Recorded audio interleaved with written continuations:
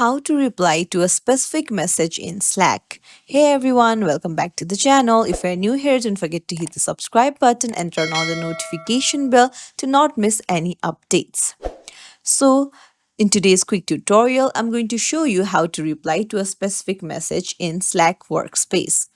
So let's say you want to respond to a message here. Here are two messages, but if you only want to reply to the second one, then you just tap on the second message and then it will take you to a different page. And now you can add a reply and just hit send.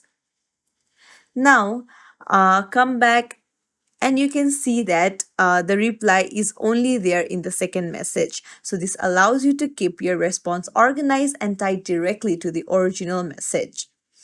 And that's it. This is how you reply to a specific message in Slack by creating threads.